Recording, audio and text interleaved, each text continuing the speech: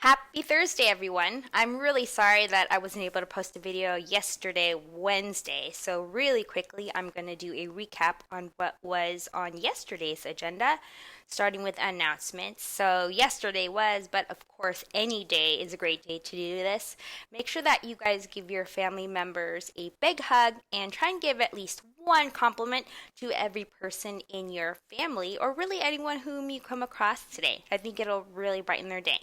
Okay, shout outs. Thank you very much for Sophie, Quentin, Susie, Avery, and Naomi for sharing their responses to yesterday's mini lesson question, which was about hurricanes.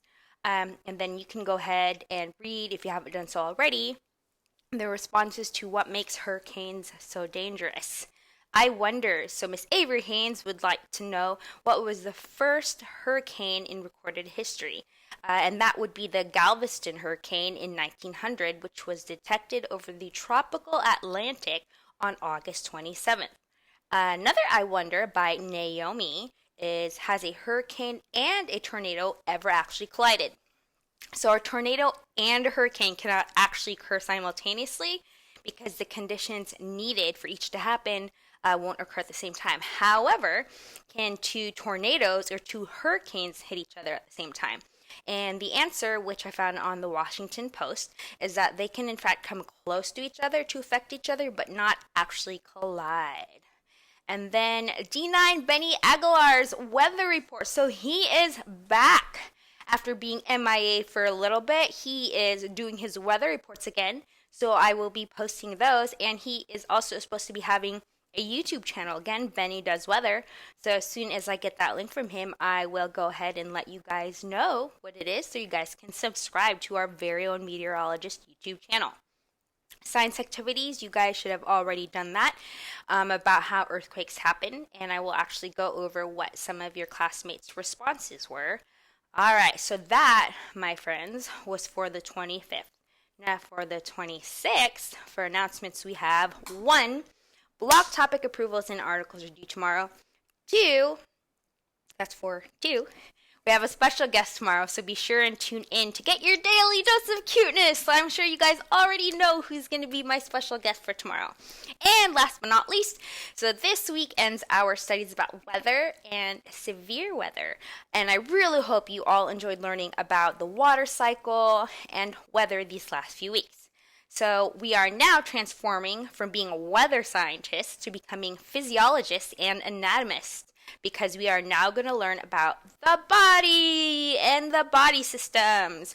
So bonus question, some of you have actually already sent me your responses, is what is the difference between physiology and anatomy? So both have to do with certain studies of the human body, but what is the specific difference between the two?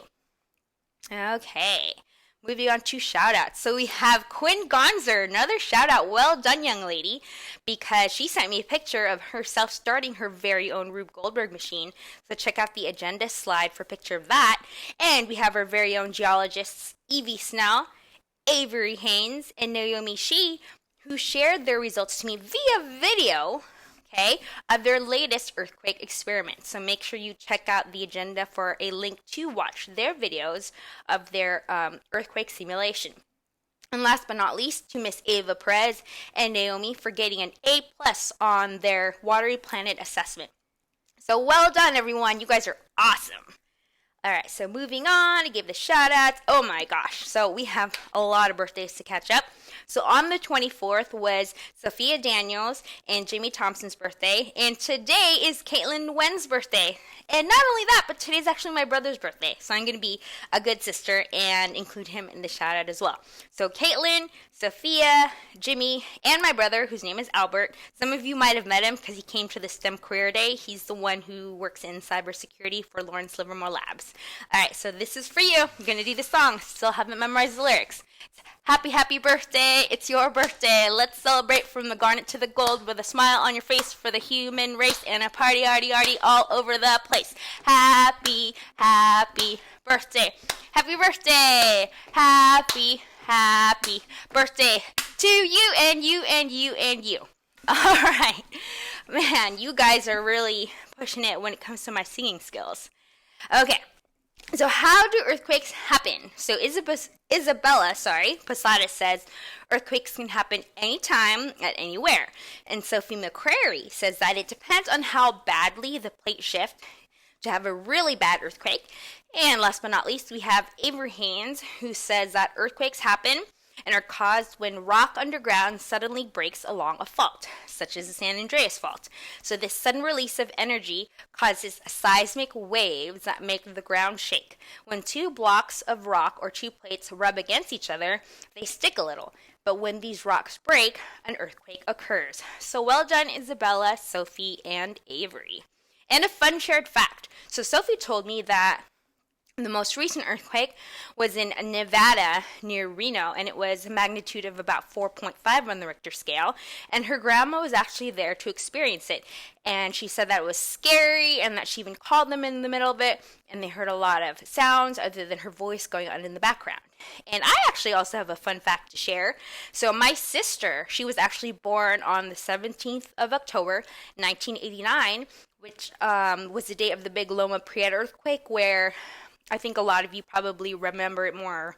Well, not you guys weren't born yet, but your parents, when essentially San Francisco was massively destroyed.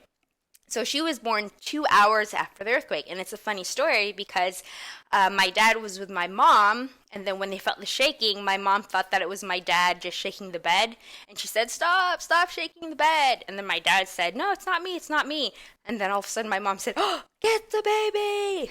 So that's sort of my fun earthquake shared fact. All right, moving on. I wonder, so Naomi, she wonders how hard is it to actually predict an earthquake?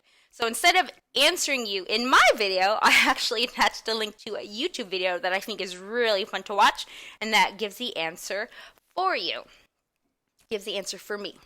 Yes, for me. Grammar. Okay, D9 Benny's weather report. Okay, so he gave me his weather report for Wednesday, and he actually gave a 7-day forecast, so you guys can go ahead and plan your activities around the weather, because hopefully you guys are all getting outside for some physical activity at least once per day. And today's science activity is, there are actually 3 mini lessons. So one of them is, why is the sky blue? Why is the ocean salty, and how deep does the ocean go? So what I want you to do is, after watching all 3 videos, which I know you guys will, I want you to tell me what you found the most interesting, and then tell me your favorite fact from it. And then another activity that I would love for all of you guys to do is to draw a picture of the deepest ocean floor and include whatever sea animals or sea plants or any other things that you think might exist in the deepest trenches of the ocean. So the more imaginative, the better. Be creative. Okay, it doesn't have to be necessarily anything that's actually real that we've discovered yet, because who knows what's down there. So use your imagination and let that guide you. Alright, so again, make sure you guys stay physically active, and Naomi, she wanted to share that she stays active by playing tennis against her tennis ball in her backyard and running. So hopefully I'll be able to get out there and do some walking myself, because I've been indoors for a really long time and I'm starting to get stir crazy. So, in 1, 2, and 3, loud and proud, go Falcons!